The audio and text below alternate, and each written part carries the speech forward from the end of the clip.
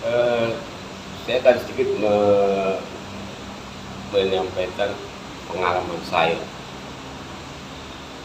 tentang bagaimana memelihara dan menjinakkan ikan koi yang kita punya.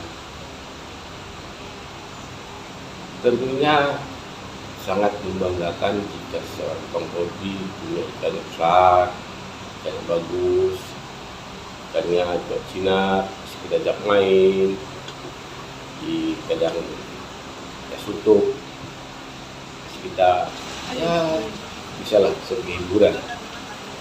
Nah, saya sedikit menggaris bawahi untuk menjinakkan ikan koi. Ada banyak hal, banyak juga tips-tips dari rekan-rekan semua. Namun berdasarkan pengalaman saya dalam menjinakkan koi itu banyak faktor, tidak boleh katakan apakah harus dipuasakan 3 sampai minggu ataukah harus memberi makan satu titik itu saja atau masih banyak hal lain. Dari pengalaman saya yang saya alami sendiri bahwa menciptakan atau menjinakkan ikan koi itu satu, bagaimana menciptakan air dalam kolam ini nyaman bagi ikan, tidak ada debu yang menimbulkan ikan sering racing, juga oksigen, kecukupan oksigen, airnya bersih, selalu berganti air. Nah, itu bisa membuat ikan nyaman. Kalau ikan sudah nyaman, sudah tenang, tidak sering loncat. Kadang-kadang juga ditemukan ikan tiba-tiba pagi hari ikan mati di pinggir kolam. Artinya kolam ini sudah nyaman. Bagaimana membuat jinak ikan itu? Kalau pengalaman saya, selain ikan itu buat nyaman, sebenarnya paling utama adalah kebiasaan kita memberi makan ikan.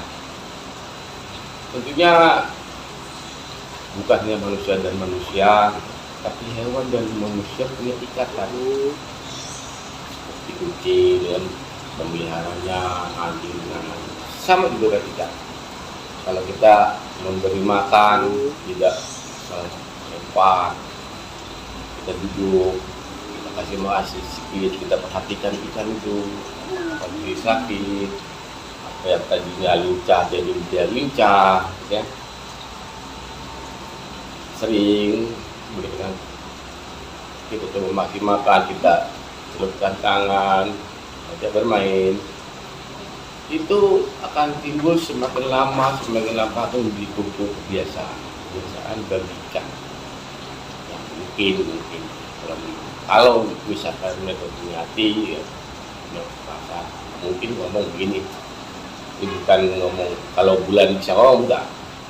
Artinya mungkin merasa bahwa ikan saya dekat di orang ini tidak akan membunuh, ditangkap, tapi justru makan. Dari kebiasaan itu timbul ikan ini mudah akrab dengan kita, tidak takut. Apakah harus kasih makan di tempat itu aja? Oh, enggak juga, bebas saja. Yang penting kita ngasih makan, tetap ada di situ, kita perhatikan, baik, makin lama mungkin. Dan enggak kalah penting juga kalau dari pengalaman saya, minimal adalah yang polos dia, polos. Karena karakternya ikan polos ini kayak cabul, kekarasin, dan lain-lainnya, dia punya bawaannya kalem, tidak terlalu apa namanya kasar ya.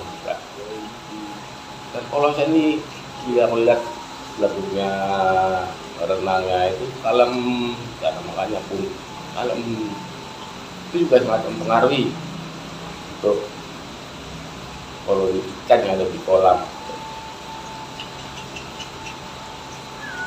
Dan itu juga apa namanya,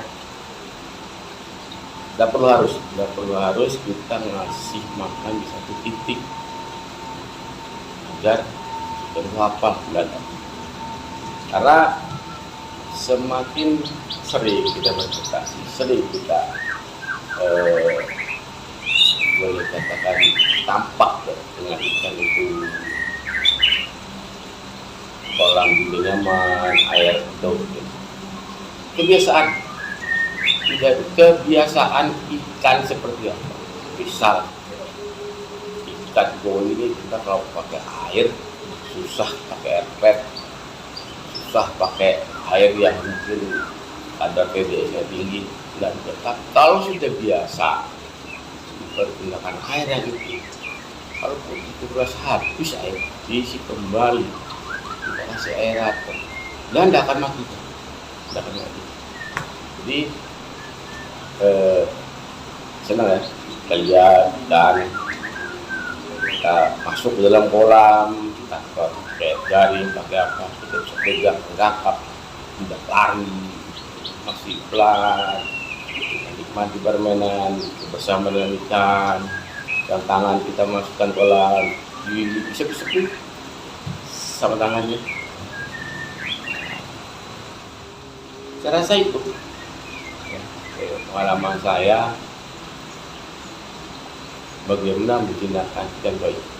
Tapi mungkin ada tips-tips lain atau mungkin ada yang salah dari apa yang saya sampaikan untuk sahabat-sahabat koi dan YouTuber bisa saling berbagi ilmu. Kalau apa yang bisa saya jawab, kalau memang saya tidak tahu dan itu bukan ilmu bagi saya, insya Allah saya akan ambil itu sebagai pengalaman saya dan untuk dilaksanakan. Itu dia sahabat koi. Salam koi untuk persahabatan. Assalamualaikum warahmatullahi wabarakatuh.